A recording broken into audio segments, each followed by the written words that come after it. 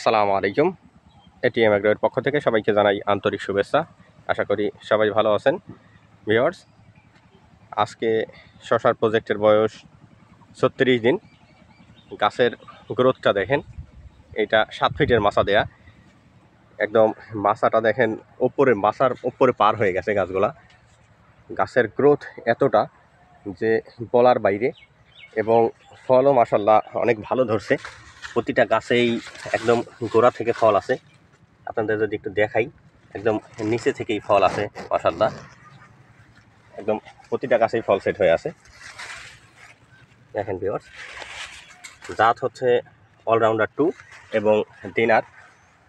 যদিও আগামীকালকে আমি এখান থেকে ফল হারভেস্ট করতে চাচ্ছিলাম, কিন্তু মনে হচ্ছে যে আরও 2-3 দিন পরে ফলটা হারভেস্ট করি।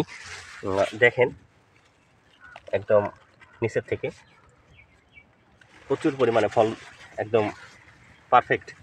দেখেন ভিউয়ার্স, প্রচুর পরিমাণে ফল ধরে আছে। দেখেন প্রতিটা গাছে মাশাআল্লাহ অনেক সুন্দর ফল ধরছে। তো অবশ্যই আপনারা জাত যেটা ভালো অবশ্যই সেটা রোপণ করবেন। যদি ভালো জাত রোপণ করেন তাহলে অবশ্যই ফলাফলটা ভালো পাবেন। এখানে আমি চাষ করেছি অলরাউন্ডার 2 এবং দিনার। দুইটাতেই মাশাআল্লাহ অনেক ভালো ফলন। স্ত্রী ফুল পুরুষ ফুল দুইটাই ভালো আছে। আপনারা যদি অলরাউন্ডার 2 অথবা দিনার যে কোনো একটা চাষ করতে পারেন।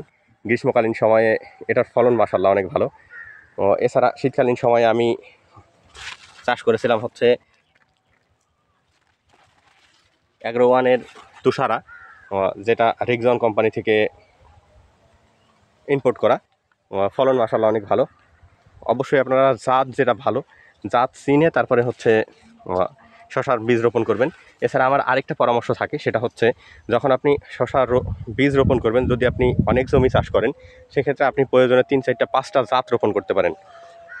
এর মধ্যে দেখা গেছে যে একটা জাত বা দুইটা জাত খারাপ হতে পারে। সেক্ষেত্রে আপনি যেন বাকি জাতগুলা দিয়ে আপনি আপনার শশার প্রজেক্টটাকে ভালোভাবে কভার করতে পারেন এবং ভালো একটা আর্নিং সেখান থেকে করতে পারেন, এরকম পরিস্থিতি সৃষ্টি করবেন।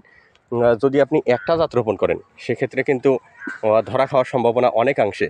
যার কারণে আমি আমার পরামর্শ থেকে, আমার অবস্থান থেকে আমি আপনাদের বলতে চাচ্ছিলাম যেটা, যে অবশ্যই আপনারা ভালো জাত যেটা সেটা রোপণ করবেন, ভালো ফলাফল পাবেন এবং ভালো একটা ইনকাম করতে পারবেন। কখনোই কাউকে খারাপ পরামর্শ বা খারাপ কোনো কিছু হয়, আমি যেটা আমার নিজের কাছে খারাপ মনে হয় সেরকমটা আমি কখনো চাষ করি না, বা আমি আমার এখানে যেই স্প্রেগুলো করি এগুলো আমি আমার অবস্থান থেকে কখনোই আমি চাই না যে আমার এখানে আমি খারাপ কোনো কিছু করি। আর আমি যেটা করি সেটাই আপনাদের দেখানোর চেষ্টা করি, অবশ্যই সেটাতে ভালোই হয়। তো আপনারা চাইলে আমি যেটা স্প্রে করি বা যেই পদ্ধতিতে চাষ করি আপনারা চাইলে সেটা করতে পারেন। বিভিন্ন রকম ভিডিও আমার দেওয়া আছে আমার চ্যানেলে, আপনারা চাইলে সেগুলো অনুসরণ করতে পারেন। আসসালামু আলাইকুম ওয়া রাহমাতুল্লাহ।